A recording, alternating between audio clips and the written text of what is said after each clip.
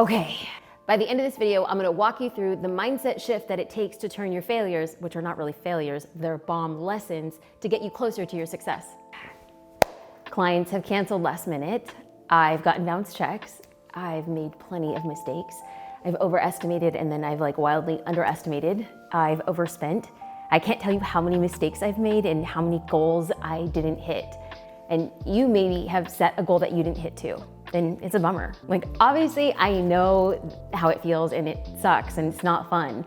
As business owners, it's really common for us not to hit our goals, but we don't talk about it.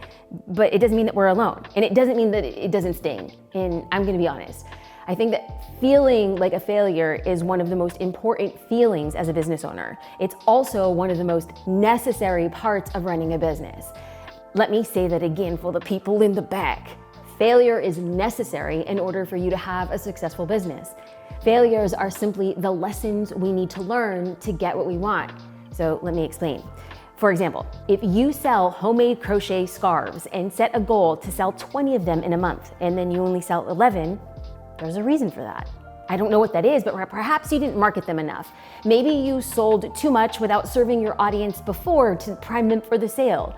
Maybe you just plain set the bar too high for the length of time that you have been in business. Whatever it is, the first takeaway I want you to learn is that when you don't hit your goals, start looking at what may not have hit the mark and then figure out what you're gonna change next time. The second thing I want you to take away from this conversation is that even when you don't hit your goals, chances are you did something right. So look for those wins, find the silver lining, positive mindset, because following a promotion after the launch of your product or service or at the end of a quarter, it's important for you to find the things that you did well so that you know how to repeat them in the future. This is gonna set you up for long-term success, along with figuring out what didn't go so well and what you're gonna change. Finally, I'm just gonna deal it to you straight. Your mindset is everything when it comes to goal setting. Toxic thoughts are going to be the thing that prevents you from getting what you want, not your failure. It's the toxic thoughts. I know you didn't wake up and think to yourself, oh, I'm terrible, I suck. And if you did, my heart goes out to you. But there are some other thoughts that goes on, I'm starting too late, I'm too old, I'm too young, I'm too female, I'm too male, I'm too white, I'm too black, I'm too green. We have all of these narratives that we can listen to ourselves. And on the back end, the thing that we subconsciously repeat is the thing that's keeping us stuck. So instead of fighting for your limitations, you might be too old and you might be too young, but there's somebody out there who's doing the very thing that you want to do with less.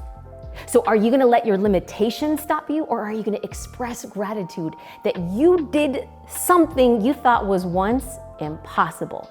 You did it. There are other people who are sitting on the couch and they ain't doing jack squat. You did it. Remember the day that you start marketing your business or your product or service. Remember that when you do this, y'all, this is an Ironman. This ain't even a marathon. This is not a sprint. There's gonna be ups, there's gonna be downs, there's gonna be failures, there's gonna be successes, and you can't have any of these things without the other. They all go together. There is no success without failure. So let's fail with grace. Let's fail with a strategy. Best of all, what I hope is that we fail together. So let's leave a comment if you can relate to this, and we could cheer each other on in failures and successes, but the most important thing, the lessons we learn along the way.